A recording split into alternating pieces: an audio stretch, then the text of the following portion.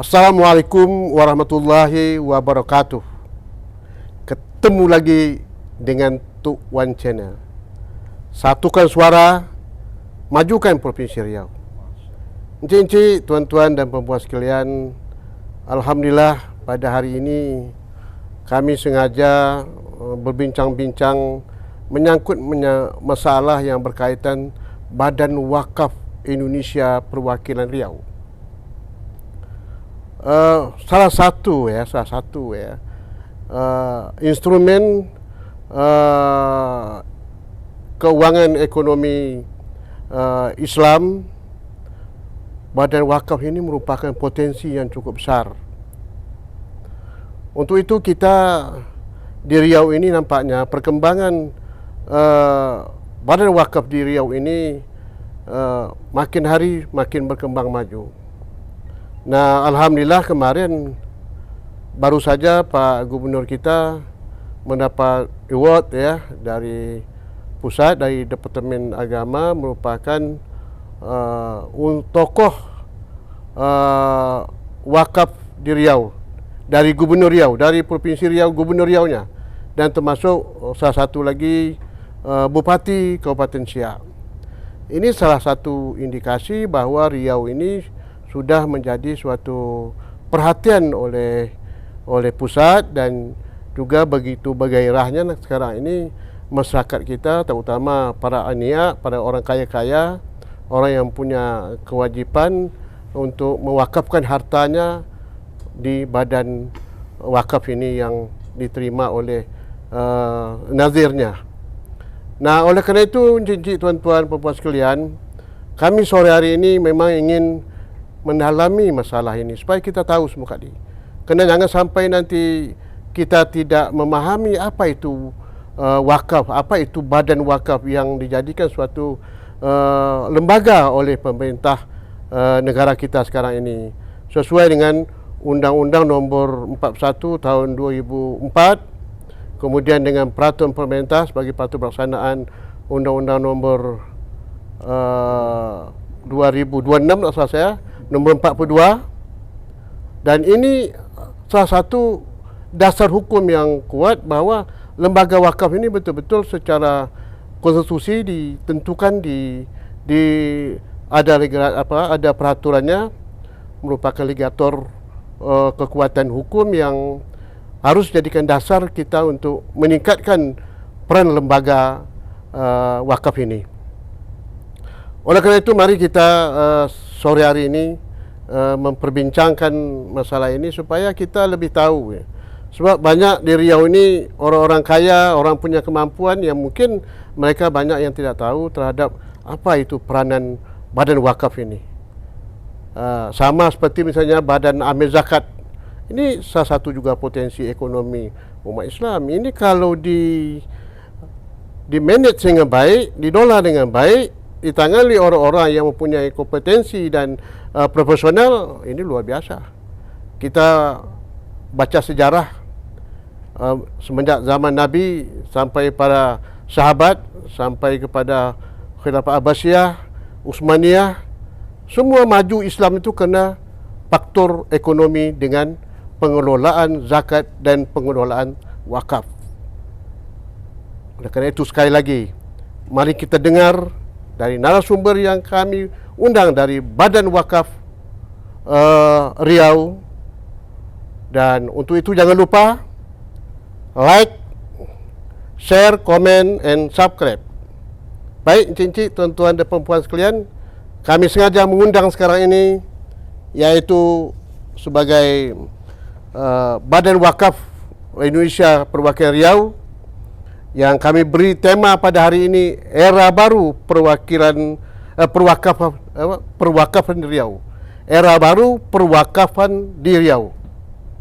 Ini hari ini kita perbincangkan. Saya perkenalkan narasumber kita pada hari ini. Yang pertama saya panggil ini, yaitu satu Pak Haji Abdul Rashid Suharto, selaku Ketua Badan Wakaf Indonesia Perwakilan Provinsi Riau. Assalamualaikum warahmatullahi wabarakatuh. Waalaikumsalam. Apa kabar Ustaz? Alhamdulillah sehat, alhamdulillah. Sehat ya? Terima kasih.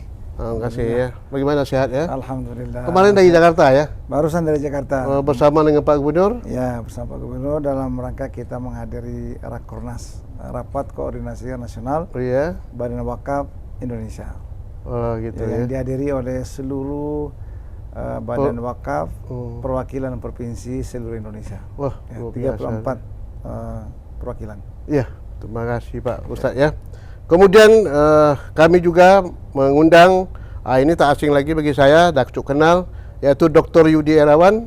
Ya. Assalamualaikum Pak Yudi. Waalaikumsalam ya. Bagaimana Pak Yudi? Alhamdulillah. Dah lama tak ketemu kita nih. Hah? Luar biasa ya, Nak. Makin cerah. Pengajian terus. Masih ya. Wirid-wirid pengajian terus. Itu kesempatan itu. Ya. Menyampaikan sosialisasi masalah wakaf di pada umat ya. Iya, bahkan kita membranding diri kita itu personal brandingnya wakafpreneur Wah, wakafpreneur dan daipreneur. Daipreneur, luar biasa Pak Yudi ya.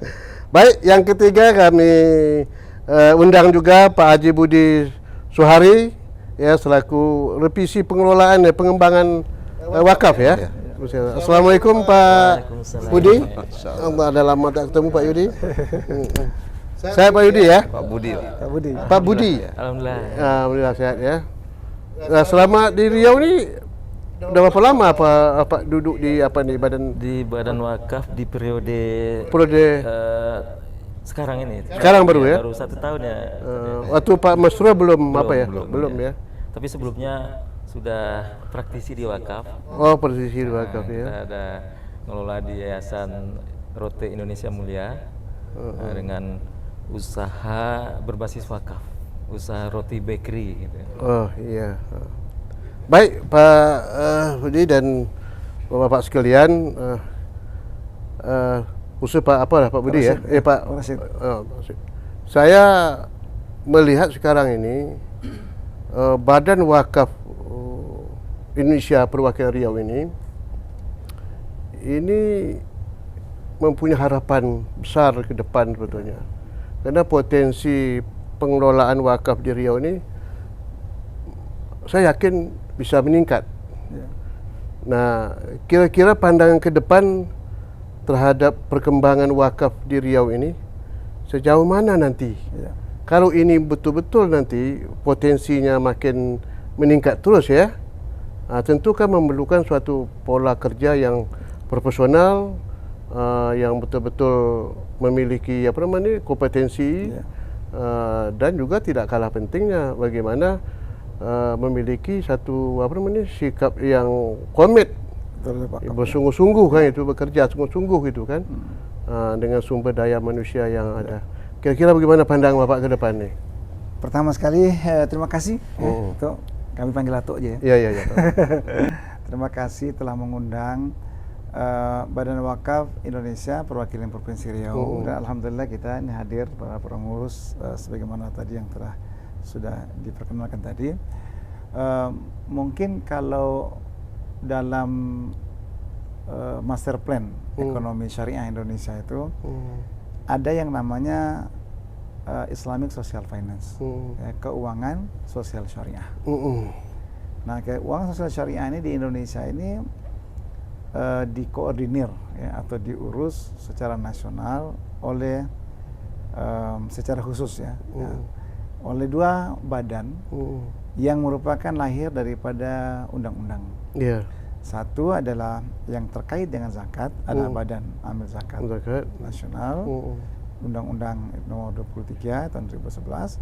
Kemudian ada Badan Wakaf Indonesia. Nah, itu juga lahir daripada Undang-Undang Wakaf, ya, Undang-Undang Nomor 41 tahun 2004. Jadi Badan Wakaf ini adalah merupakan sebuah lembaga negara non struktural yang dibentuk untuk membantu atau sebagai mitra ya pemerintah. Iya. Dalam hari ini adalah mitra Kementerian Agama tentu saja. Di dalam kita membangun, harus utamakan mengelola perwakafan di Indonesia. Jadi secara organisasi Badan Wakaf Indonesia atau dikenal dengan BWI itu pusatnya di Jakarta, kemudian mempunyai perwakilan di provinsi dan perwakilan di kabupaten kota. Ya. Jadi kita di provinsi namanya Badan Wakaf Indonesia Perwakilan Provinsi Riau. Provinsi Riau. Ya. Itu dari segi organisasinya. Itu semenjak kapan itu Riau ini sudah terbentuk Badan Wakaf Indonesia Perwakilan Riau tuh? Kita ini adalah periode atau masa bakti yang kedua ya. Yang pertama dulu adalah dari ketuanya dua kepengurusan Bapak Dr. Andreas Masrul Kasmi. Iya. Itu tahun 2018 ya. 2018, 19, ya. 19, 20, 20, 21. Iya. Nah, jadi pertama sekali sebenarnya sebelum itu sudah ada juga. Sudah ada juga. Sudah ada juga. Jadi kita ini adalah melanjutkan kepengurusan BWI sebenarnya yang periodenya sudah 3 tahun diganti. Oh, dia periodenya 3 tahun. 3 tahun ya. Oh, 3 tahun 3 ya. tahun ya. Proses apanya bagaimana pergantian pengurus Badan Wakaf ini? Ya, jadi gini. Badan Wakaf ini kepengurusan yang pertama dibentuk untuk kali pertama adalah inisiatif daripada rembuk bersama antara Kementerian Agama atau kantor Kanwil ya, Kementerian Agama iya. dengan Pemprov dan pemerintah provinsi. Itu di level provinsi. Kemudian di level kabupaten kantor Kementerian Agama dengan Pemda itu untuk pertama kalinya. Setelah itu, setelah masa selesai, maka Badan Wakaf Indonesia yang mau habis periodenya, nah akan berbicara dengan Pemprov, kalau level kita di provinsi ya, dengan Pemprov dan juga dengan Kanwil untuk membentuk kepengurusan yang baru. Gitu jadi ya. mungkin 3 bulan sebelum mau berakhir, Ya, sudah. biasanya pengurus atau ketua Badan Wakaf yang sedang berkhidmat untuk melaporkan bahwasanya kita sudah selesai. Jadi ini agak berbeda dengan Basnas. Kalau Basnas ini kan harus melalui tim seleksi, ya tim seleksi. Kalau BWI mekanismenya adalah masih antara rembuk antara Pemprov dalam hal level provinsi dan Kanwil untuk mencari kandidat-kandidat yang memang komitmen, punya punya kemampuan baik dari segi manajerial maupun segi skill untuk kita bersama-sama membangun perwakafan di Provinsi Riau ini. Dari itu tadi berbicara mengenai potensi wakaf di Riau. Riau ini luar biasa, ya, wakafnya itu luar biasa. Baik itu wakaf barang tidak bergerak maupun wakaf barang yang bergerak. Oleh karena itu ketika kita berbicara di Riau ini contoh ya, alhamdulillah indeks wakaf nasional. Ya, jadi pemerintah BWI pusat itu mengukur indeks wakaf setiap provinsi. Iya. Sebelumnya indeks wakaf kita itu nomor 33 dari per 34. Jauh, masih jauh ya. Tahun 2021. Berbandingkan provinsi lain. Ya, berbanding 2021. Nah, jadi tapi itu bukan bermakna bahwasanya kita tidak ada kegiatan perwakafan, tidak. Nah, karena kalau mengukur indeks itu kan harus ada data yang kita harus isi dan sebagainya. Nah, kebetulan kepengurusan sekarang ini serius memberikan komitmen bahwa kita harus menaikkan indeks wakaf Provinsi Riau. Dan alhamdulillah untuk tahun 2022 kita melejit atau dari nomor 33 menjadi nomor 2 secara nasional. Ya, luar biasa ya. Jadi kalau dulu 2 dari bawah, sekarang 2 dari atas. Tentu saja indeks wakaf ini adalah merupakan hasil daripada ini kan kerja-kerja semua pihak. Iya. Kita di BWI itu istilahnya menata kelolanya. Ya, mensinergikan, merekod, kemudian membuat data, membuat dokumentasi. Nah, sehingga semua kerja-kerja yang banyak dilakukan oleh berbagai pihak itu bisa terekod dengan baik. Nah, jadi ketika kita bicara indeks wakaf bukan berarti hanya usaha BWI saja, tidak. Itu adalah amal jemaah. Iya, amal jemaah. Amal jemaah semua ya daripada umat kita yang punya kemampuan ya. BWI karena sebagai lembaga otoritas yang dipercayakan, nah dialah yang mengorkestranya ya sehingga bisa menjadi. Kira-kira Pak Yudi ya, saya ingin tanya juga nih. Indeks naik tadi itu. Faktornya apa? Kenaikan itu? Ya. Dia memang kalau dilihat dari indeks wakaf itu kan ada enam indikator, enam indikator atau 6 area yang diukur. Satu di antara yang sangat signifikan, yaitu adalah faktor regulasi dan dukungan pemerintah. Oh itu ya. Itu faktor cukup besar. Itu ya. Ya. Faktor Jadi cukup, ada faktor kepercayaan orang kepada badan ini. badan ini ya. Iya. Ya. Jadi itu di antara faktornya. Nanti Ya, faktor-faktor nanti. yang lain bisa Ya, di-share betul. ke kawan-kawan lain. Saya Ya. bicara tentang faktor itu. Ya itu.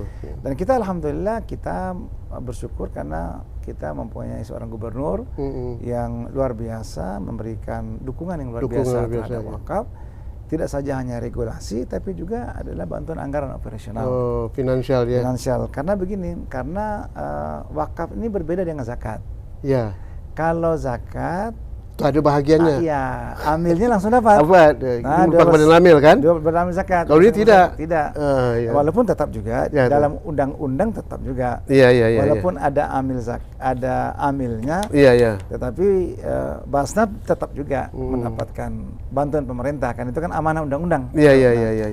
Nah, sedangkan wakaf ini harus dikelola dulu asetnya. Iya. Ya, jadi tidak bisa serta-merta dapat uang langsung dipakai, nggak boleh. Nggak boleh ya. Itu tidak bisa, harus dikelola dulu. Ya. Oleh karena itu bantuan daripada pemerintah di dalam rangka supaya BWI ini bekerja dengan baik, ini satu hal yang luar biasa. Nah, selain daripada itu mengenai regulasi, ini alhamdulillah kita di Riau ini ada surat edaran daripada gubernur, kemudian beberapa juga pasal, walaupun kita belum punya perda, tetapi pasal-pasal yang terkait wakaf ini sudah ada di beberapa peraturan yang lain. Dalam Pilgub. Ada ya dalam Pergub yang terkait dengan keuangan tata kelola keuangan ekonomi syariah. Maksudnya Di dalamnya ada mengenai wakaf. ada ya. Nah, jadi mudah-mudahan ke depan insya Allah kita tahun 2023 ini kita mau mengusulkan agar kita mempunyai perda sehingga beberapa aktivitas perzakatan yang belum di-cover oleh undang-undang secara kearifan lokal bisa dimasukkan dalam peraturan daerah. Peraturan daerah supaya kita punya acuan.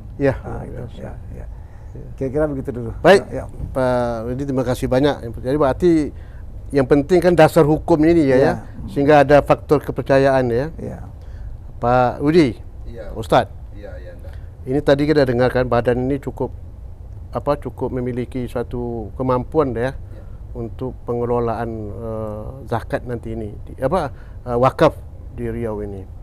Nah, yang mewakaf itu kan si orang yang mewakafkan hartanya itu. Nah, sekarang yang melaksanakan pengelolaan wakaf itu adalah yang istilahnya nazir ya. Nazir. Nah, sekarang bagaimana ini? Karena nazir ini kan harus punya visi yang jelas itu kan ya, sehingga ada kepercayaan orang nanti, karena dia serahkan wakaf ini nanti diuntukkan apa, apakah bisa mengembangkan apa yang diinginkan oleh si wakaf tadi itu,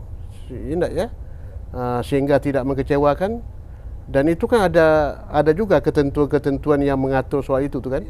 Kira-kira bagaimana pandang Bapak ke depan sebagai nazir nanti yang diberikan kepercayaan untuk mengelola wakaf-wakaf daripada orang-orang yang memberikan wakaf kepada kita? Apakah wakaf itu bergerak ataupun tidak bergerak? Silakan Pak Yudi. Ya, alhamdulillah, Allahumma shalli ala Muhammad wa ali Muhammad. Saya sangat berterima kasih pada channel Tuan Channel ini. Selain mengenalkan BWI, kemudian juga kita bicara tentang wakaf dengan skala yang luas gitu. Dan bahkan saya punya gagasan juga podcast yang mengedukasi masyarakat Riau ini, itu bisa menjadi mauquf alai, penerima hasil daripada wakaf itu sendiri. Itu hebatnya wakaf.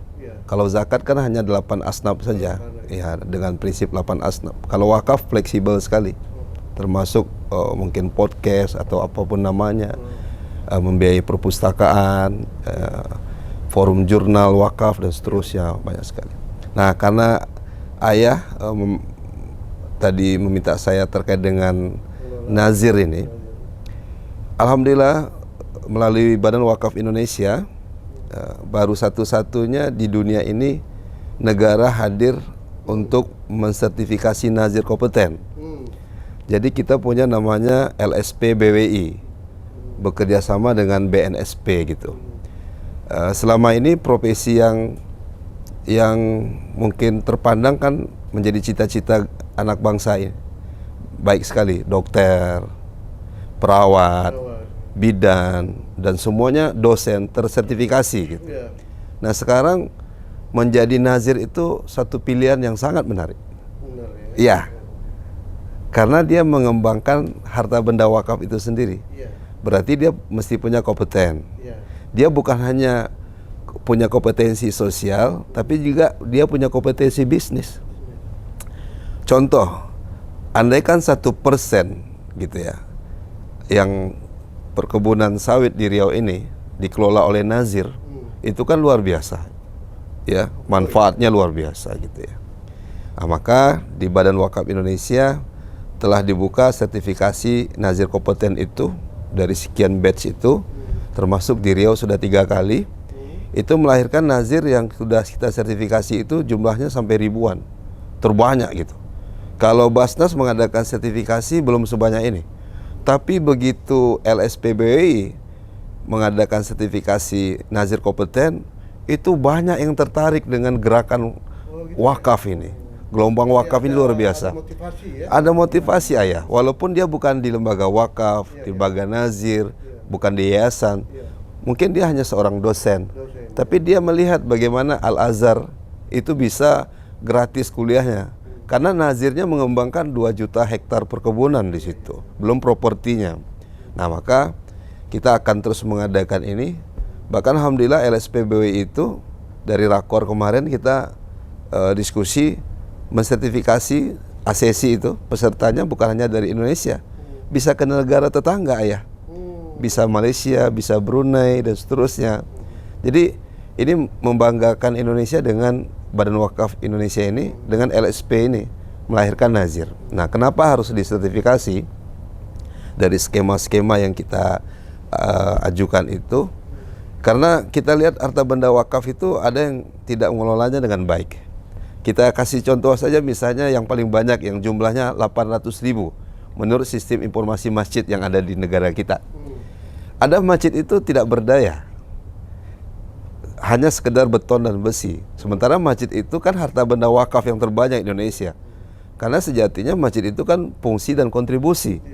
Nah, seharusnya nazir yang menerima harta benda wakaf, yang ayah menyerahkan tanahnya untuk menjadi masjid, masjidnya harus produktif ayah. Kalau ada niat ada jalan, kalau nggak ada niat banyak alasan gitu. Nah, inilah contohnya.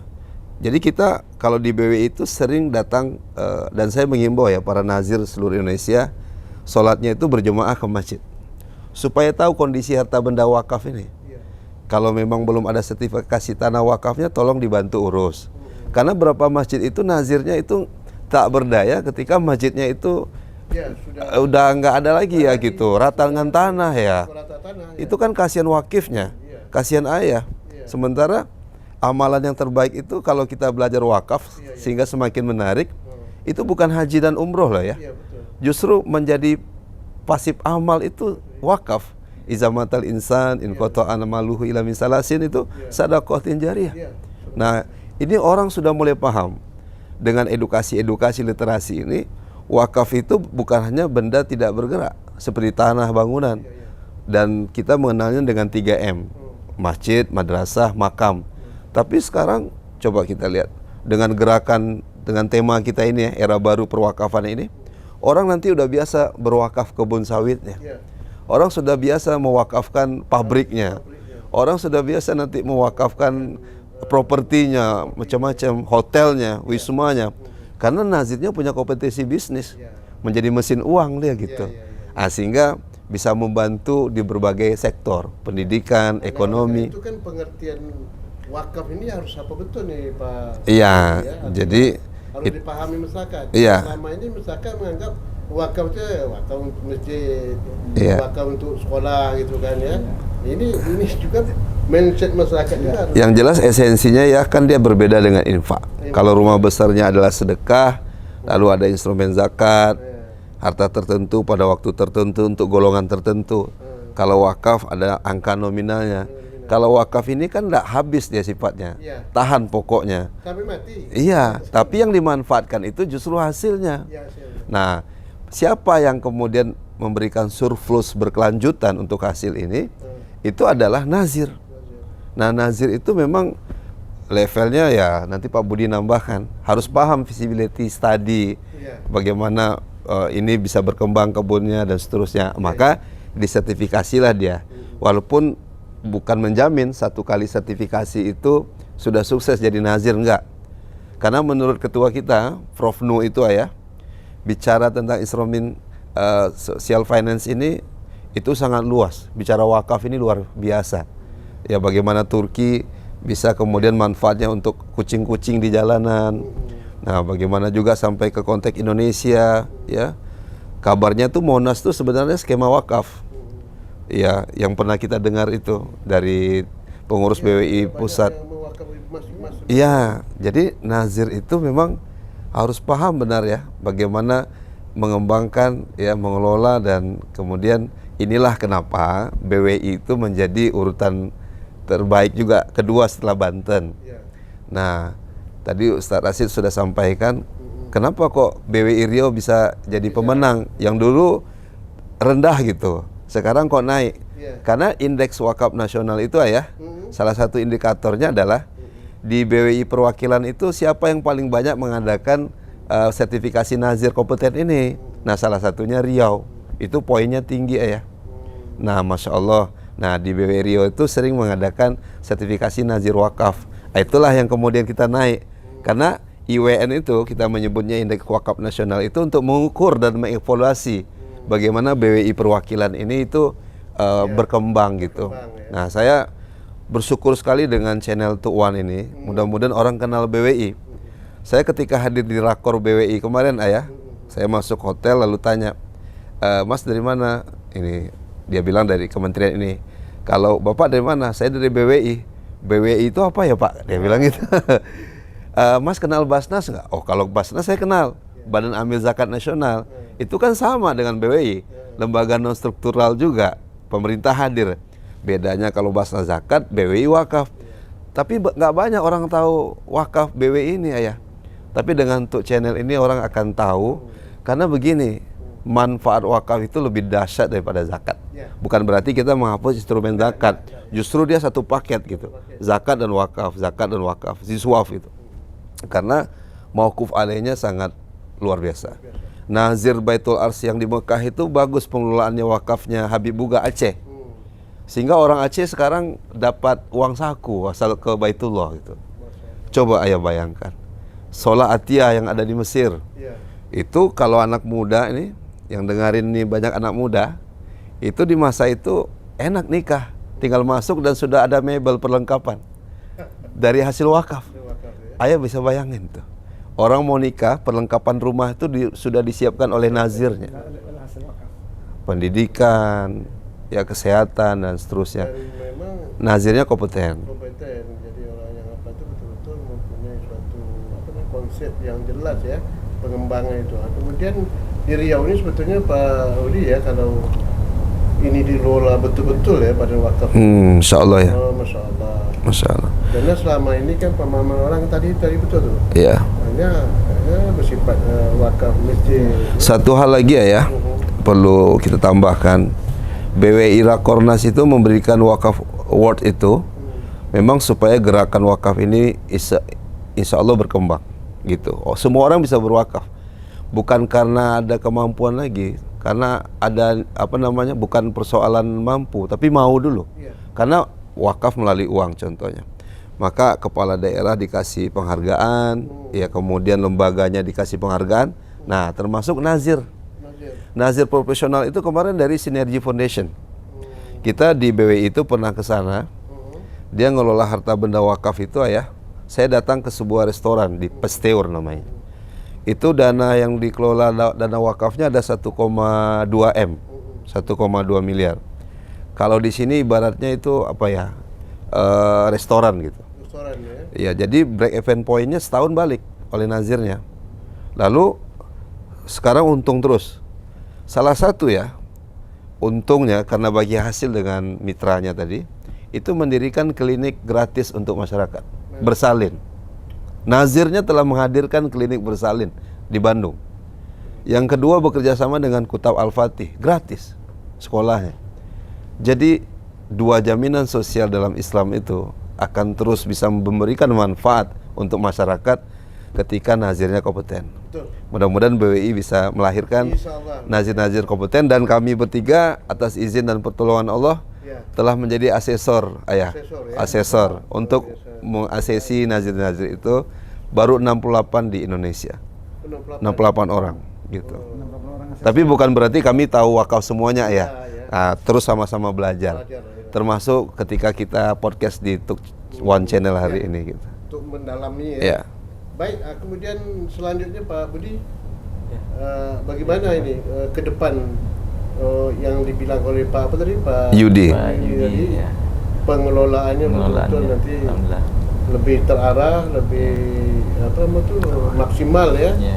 sehingga kepercayaan para pewakaf nanti kepada kita, pada nazir ya, yang akan dikelola oleh badan suatu badan ini akan meningkat terus. Gimana kira untuk di Riau ini lah Ya. Ya, terima kasih Tuan. pengelolaan tentu ada Kesempatan- pengembangan lebih lanjut. Iya. Iya. Terima kasih Tuan, kesempatan untuk sosialisasi ya istilahnya, menginspirasi juga untuk kita semua.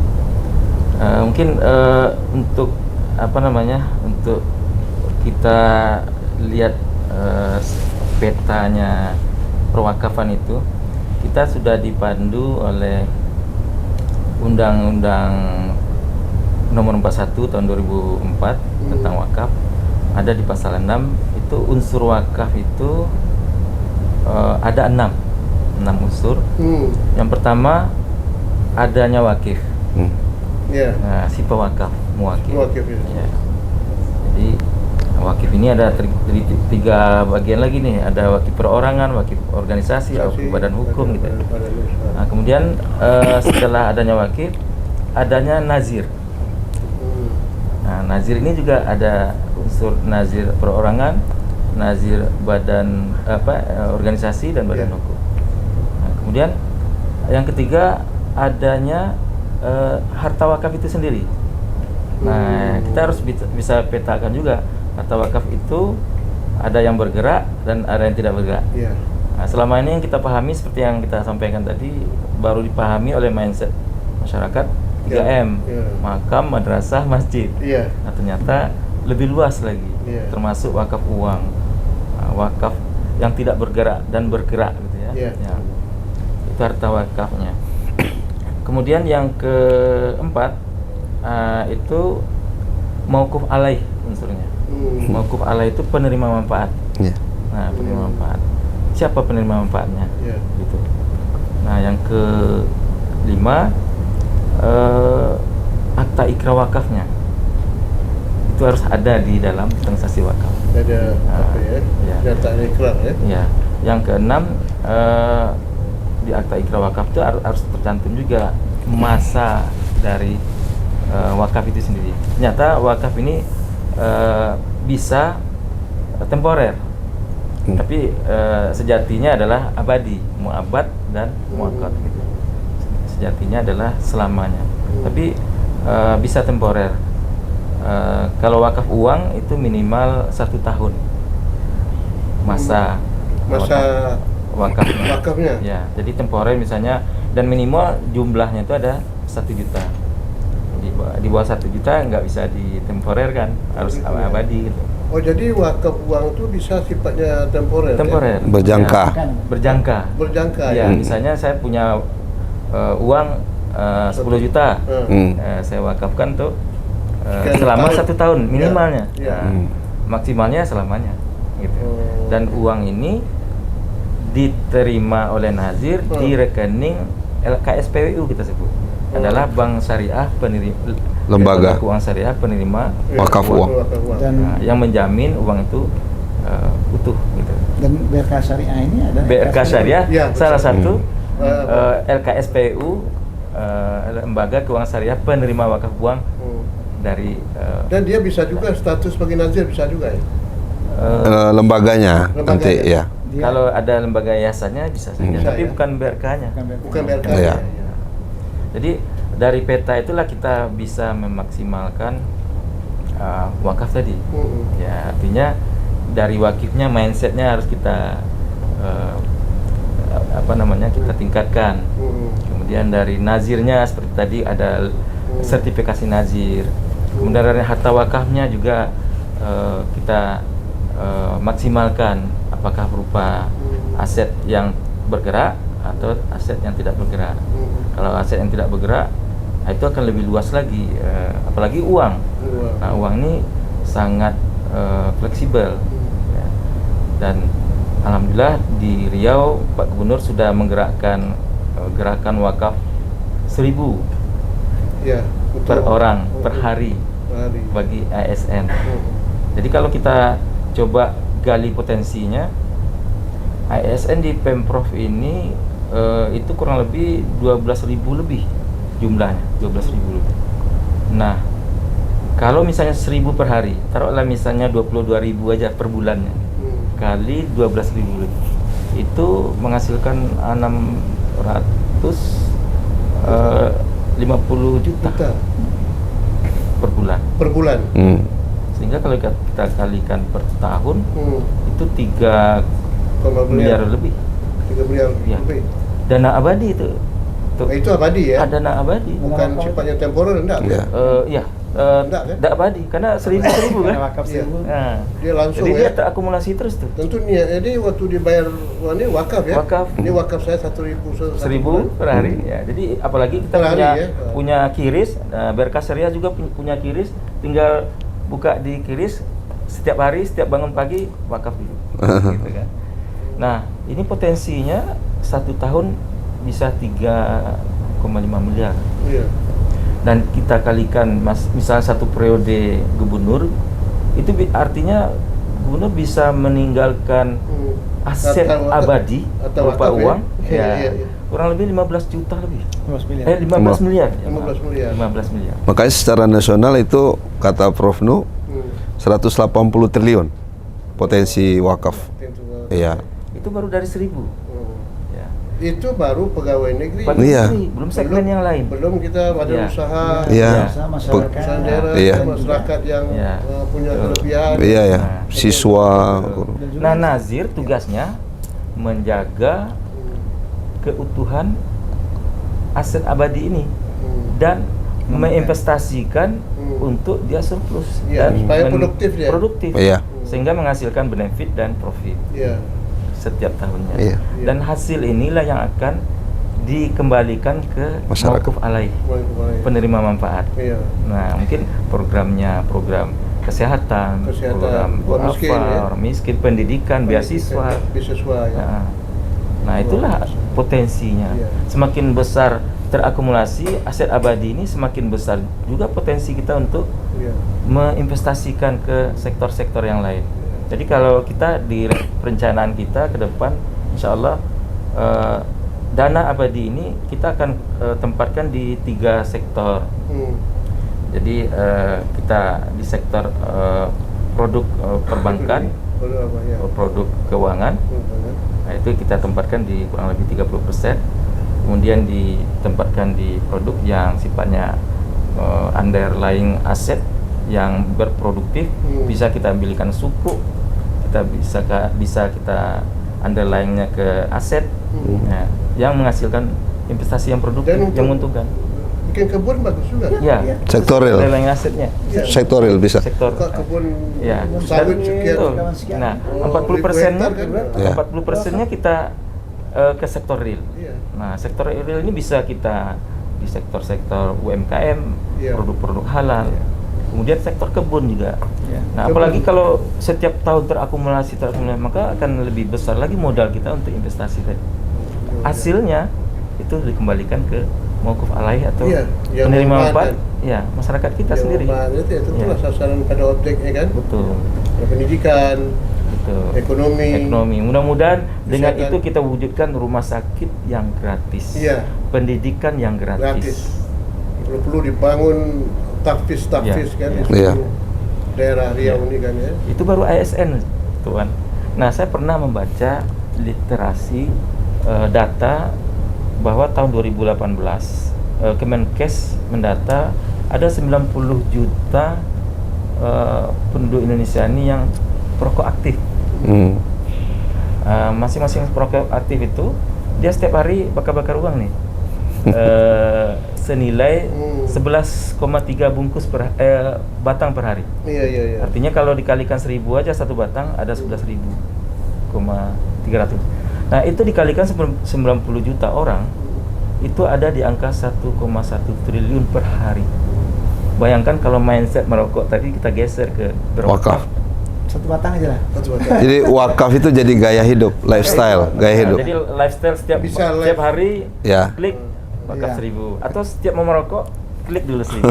Nah, gitu. Digital. Nah, Kalau bayangkan rokok jangan diwakafkan. Oh, ya, nah. artinya dia kontribusi wakaf, donasi wakaf. Nilainya. Komitmen wakafnya. Nilainya. Nilainya. Rokok ya. Ya, komitmen wakafnya. Dia kalau merokok ya Nah, ini berwakaf berwakaf juga gitu. Kalau rokok itu 26.000 sebungkus. Ya. Dia isinya berapa tuh? 12 ya? Berapa? Kalau yang belum Karena nanti Itu hasilnya sekian. Nah, hasilnya bisa untuk rumah sakit paru-paru gratis. Oh, bisa. Iya, Iya. betul. Kita bikin showcase-nya untuk Iya. membangun rumah sakit bisa. daripada wakaf orang merokok, mau bikin rumah sakit paru-paru. Nah, jadi begini teman, saya ingin menarik Iya. kembali ya tadi Iya. pertanyaan yang awal tadi mengenai potensi wakaf di Riau ini. Saya rasa kita semua tuh sudah tahu potensinya besar. Nah, cuman pertanyaan yang menantang bagi kita adalah bagaimana kita mengelola potensi itu menjadi sesuatu yang berdaya guna dan bermanfaat untuk umat. Nah, itulah. Jadi tadi yang dijelaskan oleh Ustadz Dr. Yudi, inilah bagaimana para nazir ini ketika diberikan ditingkatkan kompetensi mereka, maka potensi ini akan lebih memberikan kontribusi yang luar biasa terhadap kesejahteraan umat. Sebab kalau tidak peningkatan nazir ini ya nggak ada ininya. Nah, oleh karena itu tadi oleh Ustaz Budi tadi sudah menjelaskan tentang mengenai rukun wakaf. Jadi begini, sekarang ini kita menuju namanya era baru dalam perwakafan. Era baru Dalam perwakafan. Ya, kalau kita bicara era baru dalam perwakafan Riau ini, kita ambil satu wakif umpamanya. Kalau dulu orang bicara wakaf itu adalah orang yang sudah mau meninggal ya. Sebentar lagi nih ini harus ada. Iya, ada meninggal wakaf ya. Harus ada yang ditinggalkan. Iya. Kan? Yang kedua biasanya orang yang sudah punya berduit, baru dia wakaf. Kalau bicara wakaf, berwakaf lah, aduh gimana aku nggak punya apa-apa, gimana mau berwakaf kan gitu. Dan ada juga dah mati baru wakaf. Udah mati baru wakaf. Iya. Dengan wasiat atau anaknya. Iya. Nah, jadi itu pemahaman. Kita bicara dengan era baru bahwasanya wakaf ini sekarang ini, wakaf itu kita ingin jadikan sebagai sebuah gaya hidup, sebuah lifestyle. Dan wakif, rukun pertama tadi ya, wakif itu dalam dunia perwakafan itu boleh siapa saja. Berwakaf atau menjadi wakif tidak harus menunggu kaya, karena kita ada instrumen namanya wakaf barang bergerak, yaitu uang. Orang bisa berwakaf 100.000, 50.000, 1.000 rupiah, bahkan 500 rupiah. Dan ini kita mencoba supaya sejak sedini mungkin. Nah, inilah kita sekarang BWI bekerjasama dengan klaster-klaster pendidikan, yayasan, perguruan tinggi, untuk membiasakan anak-anak didik ini berwakaf dari kecil. Iya, betul. Nah, tujuan kita adalah ingin melahirkan generasi wakif di Riau ini, Pak. Betul. Dalam masa periode 20 tahun, 30 tahun yang akan datang, kita sudah mempunyai generasi yang sudah biasa. Wakaf itu adalah lifestyle. Jadi dia tidak merasa nyaman kalau umpamanya dia tidak wakaf. Dia nggak wakaf betul. Nah, kita mencoba sekarang bekerjasama dengan satu sekolah gitu. Ini adalah wakaf sisa belanja anak-anak. Sisa belanja anak-anak. Dahsyat tuh. Sisa belanja anak-anak itu yang program wakaf itu sebulan tidak lain daripada 25 juta. Koin, wakaf koin. Ini contoh yang kecil. Nah, coba bisa bayangkan kalau umpamanya itu kita. Jadi era baru perwakafan ini adalah wakif ini dari semua segmen. dari orang kaya sampai kepada petani, sampai kepada semua orang. Semua, ya, bisa. ya. Nah, itu. Nah, itu dari segi wakif. Iya, wakif. Nah, dari segi mauquf bihi, barang yang diwakafkan, Iya. tadi udah dijelaskan. Kalau dulu harus tanah, sekarang apa saja. Hak intelektual juga bisa wakaf, ilmunya pun juga dia bisa wakafkan. Kemudian saham ya. bisa wakafkan. Maka kita punya ide tuh kayak BRK syariah nih, kalau bisa untuk menambah modal. Kalau orang kan biasanya kan ada IPO namanya kan, untuk penambahan modal dari masyarakat ya Pak. Sebenarnya bisa dengan melalui IWO. IWO. Iya. Wakaf. Jadi menggunakan saham dengan wakaf. Oke, kita akan menggerakkan penambahan modal BRK syariah ini dengan 500 miliar. Nah, 500 miliar bagi aja, satu saham itu 100 ribu. Iya. Kita butuh 50 ribu orang untuk dengan wakaf 100. Ini adalah saham wakaf. Maka BRK akan mengelola dua keuangan syariah dan keuangan sosialnya. Yang nanti dividen daripada hasil wakaf itu ada untuk kesehatan rakyat. Apa yang bisa kita buat? Kita bisa buat. Jadi kita ingin mendorong BRK syariah ini tidak saja hanya, kita ingin mendorong supaya BRK syariah menjadi LKSPU yang terbaik. Yang bukan saja hanya menerima uang wakaf saja. Ini kan sekarang ini kita kan mengharapkan Bank Syariah menjadi sponsor ya, dalam pengembangan wakaf ini ya. Jadi dan juga kita mendorong juga agar instrumen perbankan itu dilingkan dengan wakaf. Contoh tadi umpamanya ada wakaf dengan sukuk. Jadi barang yang diwakafkan juga bermacam-macam. Kalau dulu kan mana ada orang mengenal tentang wakaf buku atau wakaf saham, nggak ada. Sekarang semua. Nah itu ini yang kita. Nah kemudian dari segi wakifnya juga, kemudian dari segi mauquf alaihi. Kalau dulu kan manfaatnya pasif. Iya, pasif. Contoh masjid kan orang manfaatkan, sholat aja kan? Sholat aja ya. Sekarang tidak. Sekarang sudah mauquf alaihi itu hasil daripada pengelolaan, daripada profit. Iya, betul. Tadi seperti Atuk mengatakan, bagaimana kalau wakaf kita beli kebun? Bisa. Hanya mungkin perlu diketahui bahwa ada dua nih. Ada wakaf melalui uang dan wakaf uang. Kalau wakaf uang, wakaf itu kan sebenarnya sejatinya adalah produktivitas. Nah, kalau kita menggunakan wakaf uang, maka properti yang kita beli itu adalah barang yang diinvestasikan. Berarti kita bisa menjual lagi wakaf uang nih. Nah, karena yang penting intinya satu aja, uang wakaf tidak boleh hilang. Iya betul. Uang wakaf tidak boleh hilang. Kita beli kebun, tetapi kalau mau diwakaf melalui uang, kemudian uang itu dibelikan aset wakaf, kemudian itu tidak boleh dijual. Iya betul. Hasilnya yang diambil. Itu ada perbedaan sedikit di situ. Baik, kalau Pak Irwan ya sedikit Pak. Ini Bapak sebagai nazir, pengelola nazir kayaknya. Pembina nazir. Nah, kan Riau ini kan perkebun kan banyak ya Pak. Baik yang bersifat perusahaan besar maupun kecil. Ini kan sangat sangat sasaran yang paling empuk sebetulnya Pak ya. Kalau ini betul-betul disadarkannya. Mereka memang dari misalnya ada 100 hektar.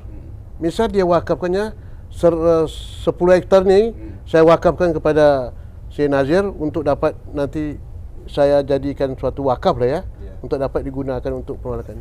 Ini kan cukup besar nih. Nah, oleh karena itu kan perlu ada penelitian. Ya enggak? Penelitian mengadakan riset lah ya. Berapa sebetulnya jumlah kebun di Riau ini. Ini penting Pak. Ini potensi. Perlu ada riset. Perlu kerjasama dengan perguruan tinggi yang ada kan. Karena tanpa mengetahui data-data yang konkret itu salah sasarannya ya. Perlu. Gimana pandang Bapak ke depan nih? Jadi bicara era baru perwakafan ya, bukannya di Riau, tapi konteksnya adalah Indonesia dan nasional ini, ya. Jadi ketika kita berbicara tentang era baru perwakafan, yang pertama orang sudah mulai berwakaf, semuanya menjadi gaya hidup, lifestyle gitu.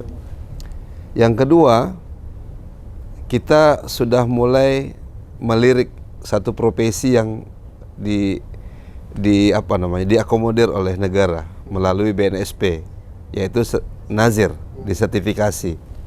Berarti nazir ini bisa mengembangkan harta benda wakaf itu. Nah, sekarang itu bahkan ada namanya forum wakaf produktif.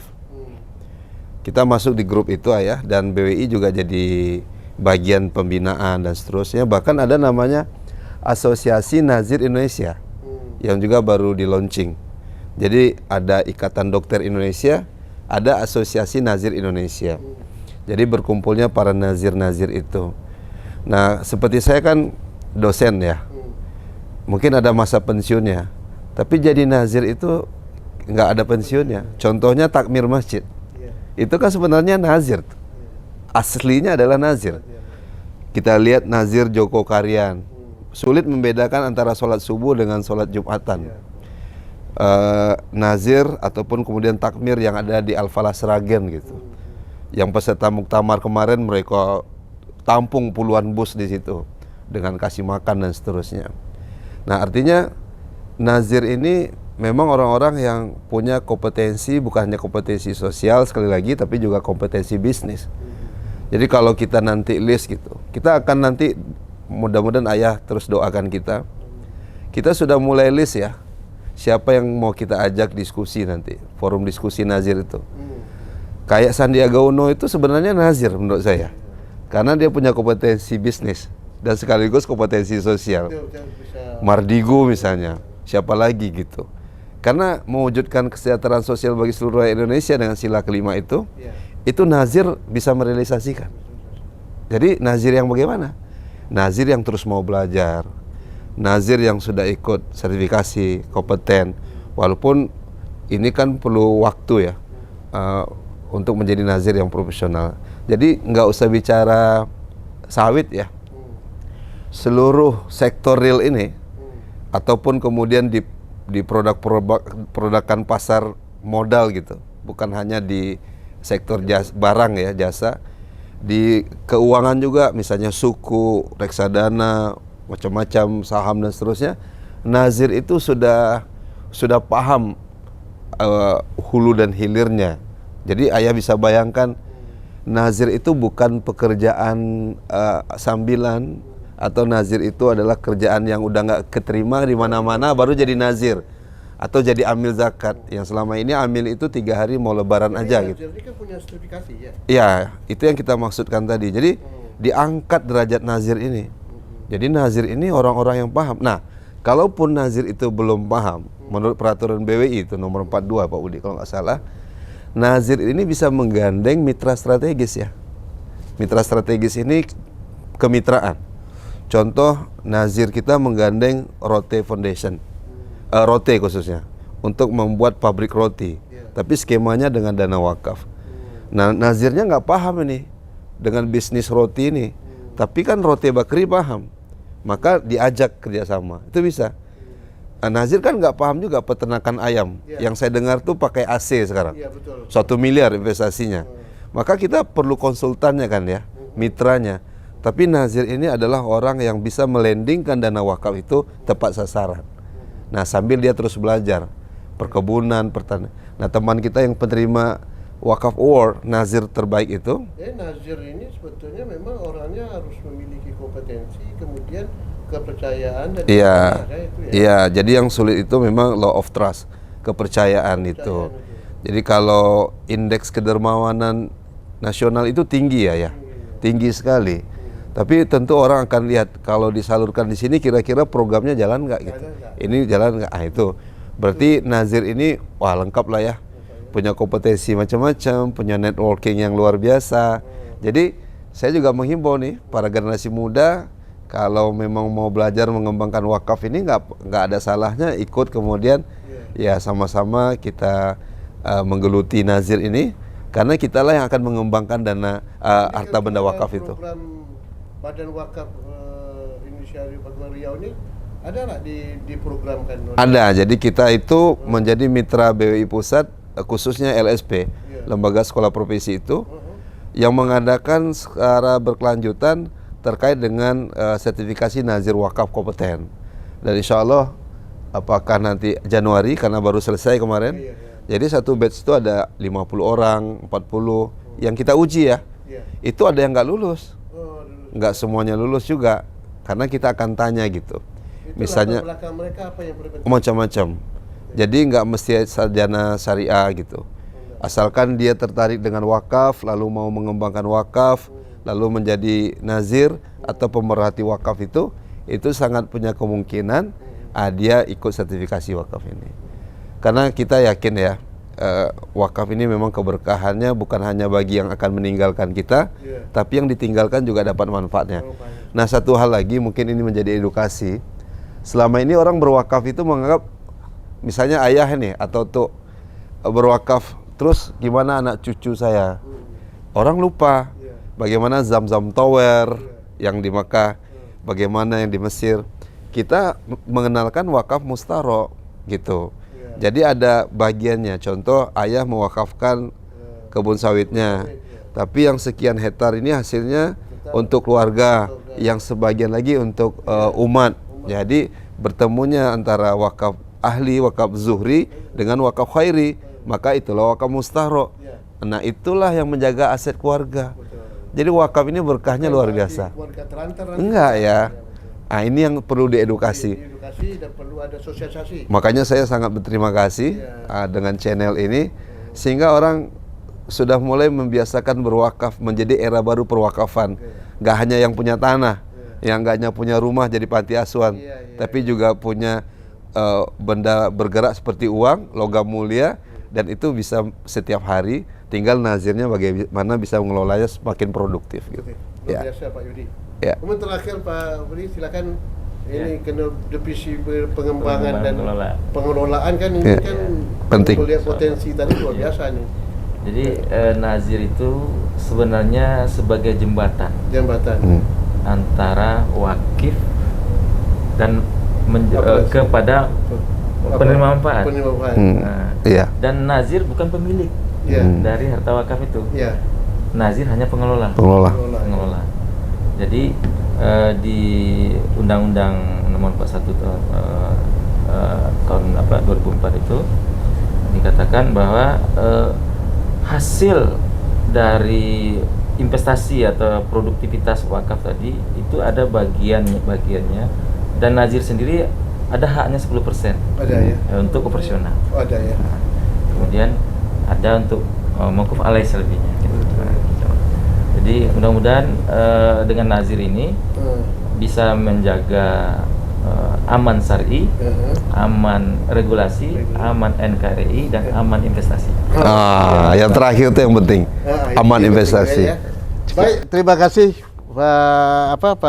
Pak Yudi, Pak Budi, luar biasa, dan juga Pak meninggalkan kita dulu tadi, ada perlu Pak Abdul Rasid ya.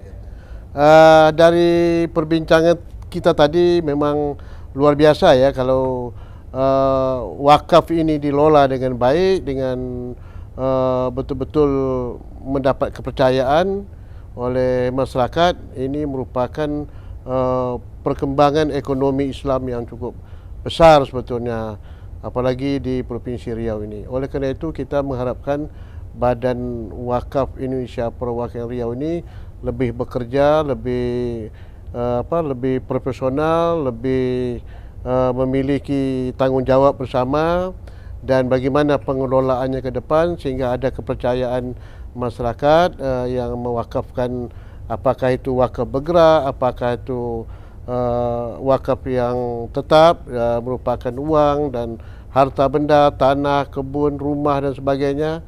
Dan inilah yang kita harapkan ke depan, Badan Wakaf Indonesia Perwakilan Riau ini akan lebih akses lagi, apalagi bisa ke BRK ya, Bank Riau Syariah, untuk bekerjasama sebagai sebagai